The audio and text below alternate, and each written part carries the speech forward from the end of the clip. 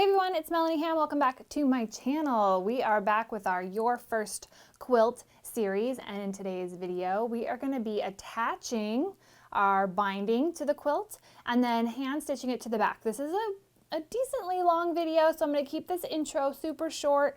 We are almost done with this Your First Quilt series. We've got one more video where I will show you how to wash it, how to take care of it, how to label it, and we'll do a little recap and have a place for you guys to connect with me further. As always, check the first link down below for the blog post, which has more and more details. And let me know in the comment section what you think, how it's going for you. If you have any questions, I would love to be able to help you guys. Happy sewing! Hey everyone, this is Melanie Ham. Welcome back to my channel. Today's video, we are in the final stretch, the 5th video for our beginner quilting series. We're going to be putting the binding on our quilt. So the binding is made, and now we're going to attach it to our quilt. So I like to open this up, and I like to attach mine on the right side in the center. So go about halfway down, and when we attach our binding, we're going to sew it first. We need to line up the raw edge of our binding strip to the raw edge of our quilt. And we're not going to sew from the end because we need to have some wiggle room to attach this when we come back around to the other end. So we're going to start sewing and give ourselves 8 to 10 inches. I like to use these clover clips, which I will have linked in the description box and of course on the blog post. But you can also use pins if you don't have these.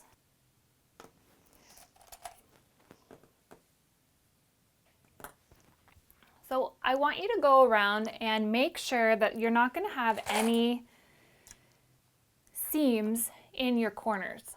One of the things that gives people a hard time is if their seam, so you can see right here I have a seam. If this is too much further down, it's going to be difficult for us to do our mitered corner with a bulk of a seam right here. So if this was the case where it was down a little bit further, I would want you to move up your binding a little bit so that we were avoiding that problem. So that's where this is good to do this ahead of time to make sure you don't have any seams in your corners. So we're going to do this again over the sewing machine, but I'm going to show you how this mitered corner will work so that way you can still sort of test it all the way around. Binding is going to come down like this, and then we are going to flip it up and to the right.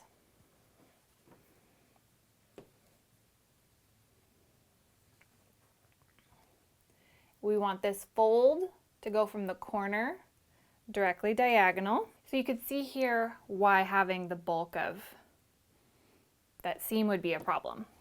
Okay, so then keep that corner and then flip this back this way.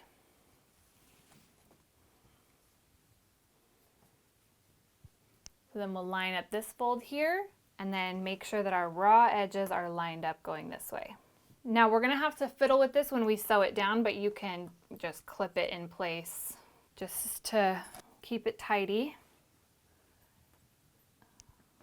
All right, so again down here at the bottom, make sure the binding goes straight down, flip up and to the right so that our fold is directly diagonal and in line with the corner. Bring this back across and line up those raw edges. All right, so we're back around to the front, and when we round up and we add all of our details, we should have plenty. So this is even going to be a little bit of leftover, but it gives you plenty of wiggle room if you have a seam and you need to adjust things.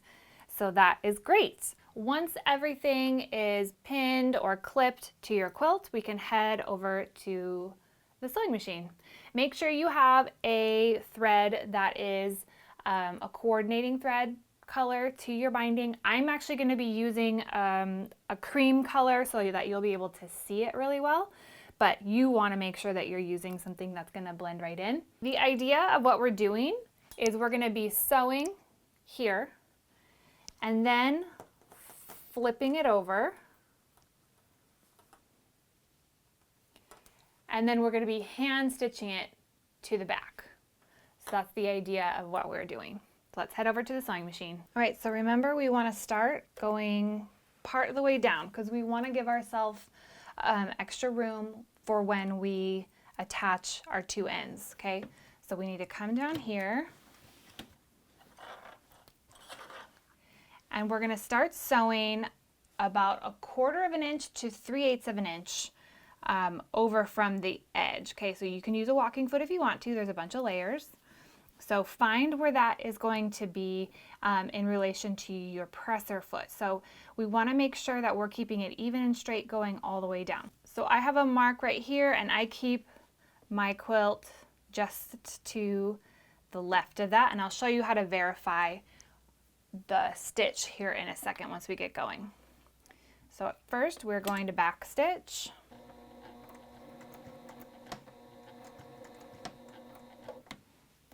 All right, and then as we go down, take your clips out.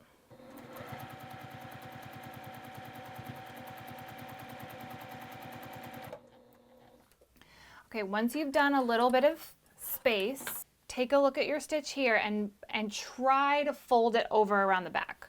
So flip it around the back and make sure that it goes all the way around and that it goes all the way to the stitch line. So you see the stitch line here, make sure it will go all the way around so that we can cover that stitch line. All right, so it's going to be a little bit tight, but you want to make sure that there's enough wiggle room there. If it's too small or too large, then now is the time to go back and verify that this is looking good, because that way you can fix it before you get too far along. All right, so that's the idea.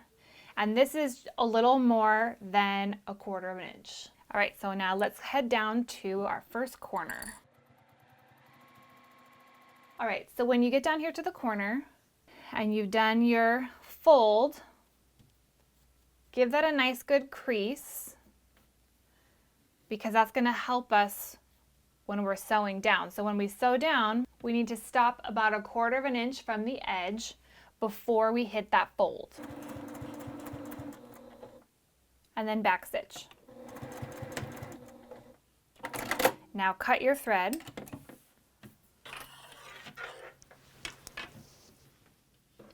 Okay, rotate it. And remember, the binding needs to come so that we have our fold directly from the corner. And then we're going to layer it back down, making sure everything looks nice and neat. The raw edge is lined up. Okay, and now we're going to sew starting from the end.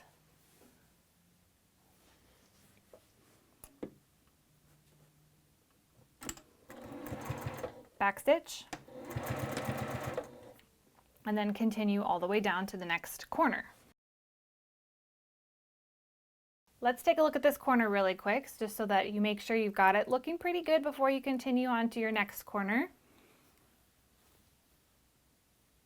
This is how it should look, and basically when we flip it around, the fold here from that binding should be right by the corner. And when we hand sew it to the back, it will look like this. And this is something that's a little bit tricky. So if the first couple of times you do this, it doesn't look perfect, that is okay. We just want to make sure that we've got enough going all the way around to the back so that we can get it nice and secure so that you can wash it and use this and love it. So if it's not perfect, don't fret about it, but I want to make sure that it's looking like this before you head to your next corner. All right, now remember I'm going to unclip over here so that I have extra wiggle room.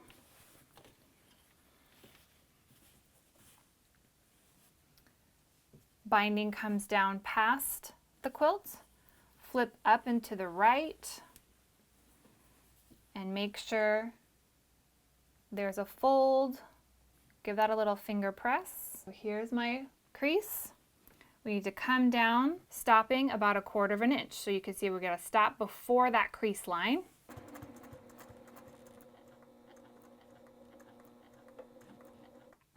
Here, back stitch. Got your threads. That's how that looks. And then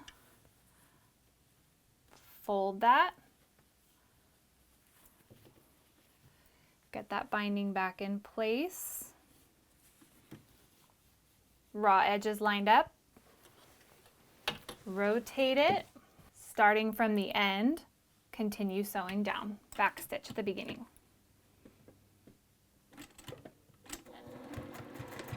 So continue sewing on your binding. I will meet you back at the join. All right, we're back around on the side that we started. And this is how I like to join my quilts. There's a couple of different ways to do this, but I find that this is the easiest, especially for beginners to do. So this is how I like to teach it. But basically, stop sewing when you have about 10 to 12 inches of space left on your quilt. We want to give you plenty of wiggle room, okay? So I'm going to go maybe another inch or two, and then I'm going to back stitch.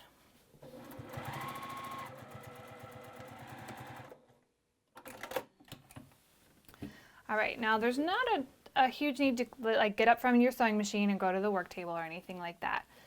But this is the idea that we want to do. So we've got our two ends and we need to join them.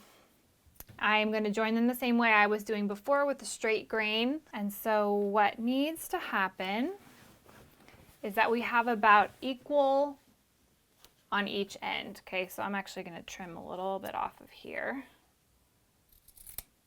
I'm going to line this up and bring up my other end. And I'm going to make a mark so you guys can see this really well. All right, so see that chalk line is where the end goes to, but we need to have our seam allowance, right? So we need to have a 1/4 of an inch seam allowance. So I'm going to take a ruler and line the 1/4 inch mark with the chalk line.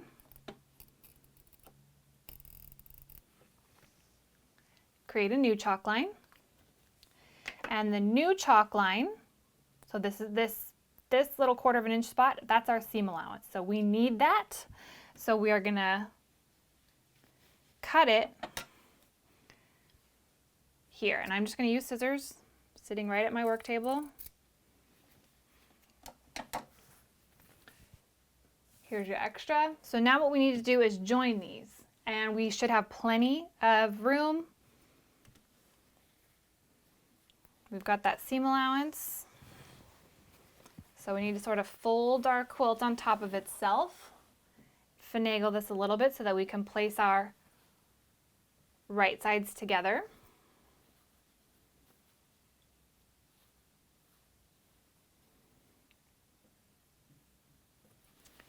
And then send this through the machine at a 1/4 of an inch seam allowance.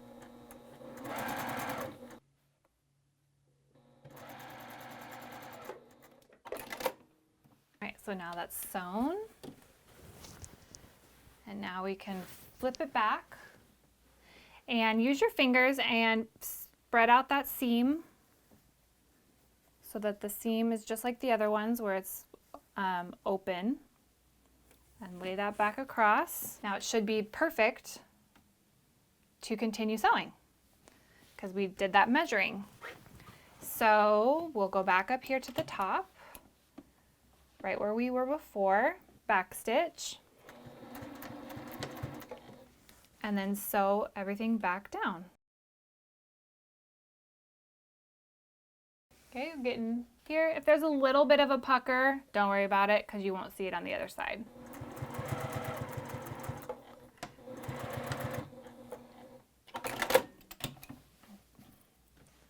And that's it. Okay, so now let's head to the work table. I'm going to show you how to do the hand stitching. All right, so I'm going to show you how to do the hand stitching, and I'm going to show you one of the corners. Materials wise, you need a thimble, you need a hand sewing needle, you need pins or those clover clips because when we pull the binding around,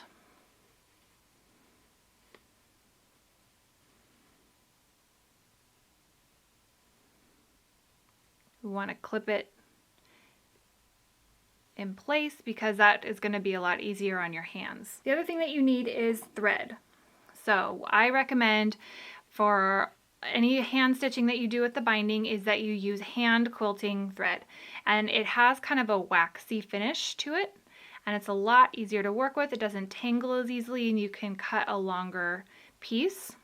So I'm going to be using the white because I want you to be able to see it. When I turn the camera off and I finish up hand stitching it on my own, I'll probably use the red because it's going to blend in a little bit better, but I want you guys to be able to see it. So you want to get a coordinating one. This is the Gutermann version. So I have a black or a dark gray, a white, and a red, and that seems to work for most of my projects. So let's clip a section here, and sometimes there can be a little bit of bulk that happens in your corner. So if you find that it's a little bulky, you can trim it just slightly. So I'll show you what that would look like. So don't trim anything important.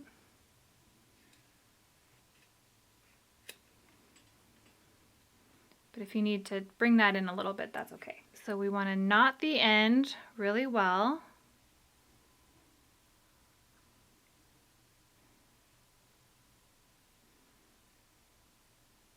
I have one of these auto threading clover needles, which are super nice to have, especially when you're going to be doing a bunch of handwork like this. But I like this thimble, whatever thimble that you want.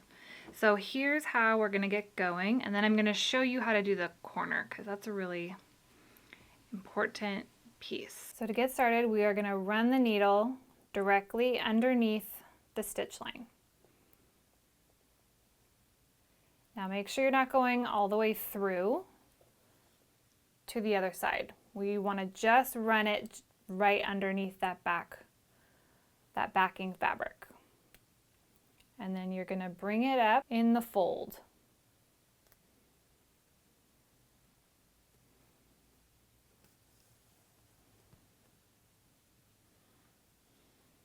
You want to cover up that stitch line. And what we're going to do is we're going to place the needle again underneath the binding, right below that stitch line, right under where the thread came out. That way you won't be able to really see it. Travel across and then come up as close to the fold as you can. Okay, making sure you're not going through the other side.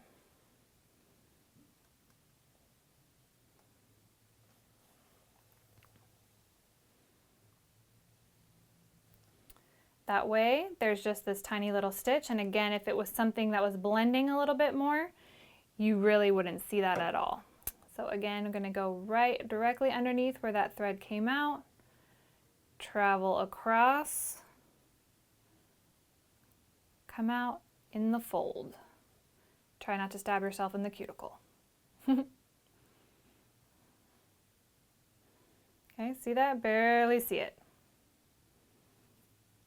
Again, go directly underneath where that thread came out, travel across about 1/4 of an inch. See, make sure you're not coming through.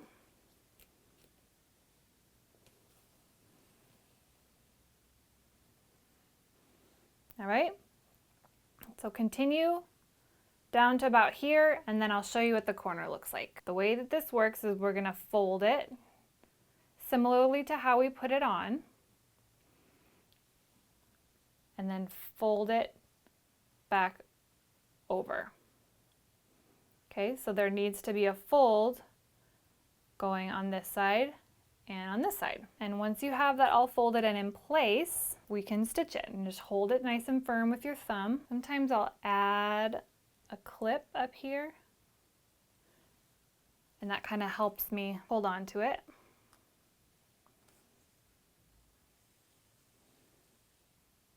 So when we come underneath here, we need to come up in this fold. See that?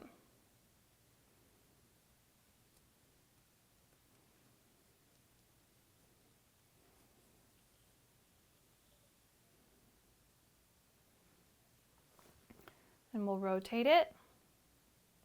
I like to do like a little guy right here.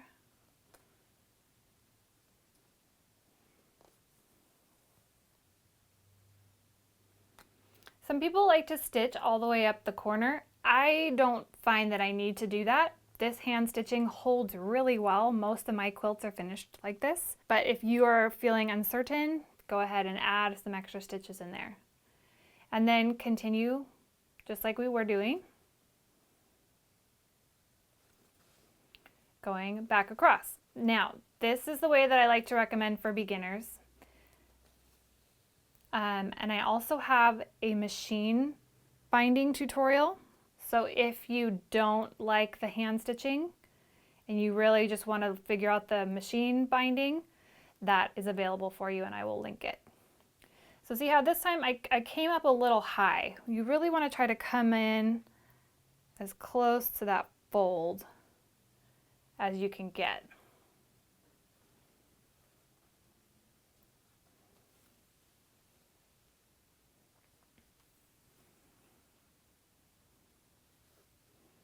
So now I'm going to show you what you would do if you were all done with your thread, how to fasten it off. So what you're going to do is create a knot.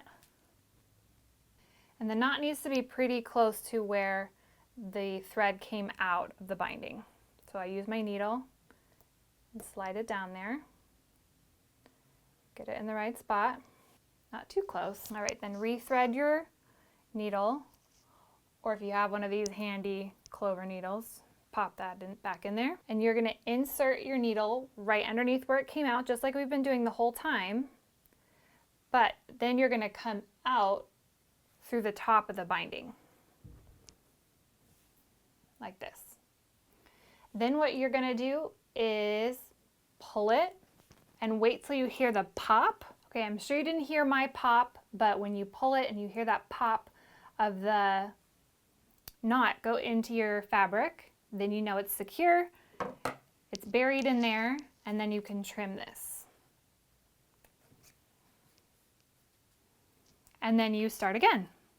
So, normally one strand of thread will go a lot farther than this, but this is a great time to put on a movie, hang out on the couch, and work on your hand stitching to finish up your binding. Thanks so much for watching. Let me know if you have any questions. How did that go? I hope that you felt like it was easy for you to follow. As always, check the first link underneath the video is my blog post, which has tons of details. And if you like this video, a thumbs up would be great. I really appreciate the support. If you're not subscribed, please subscribe to my channel, and I will see you guys in the next video. Bye.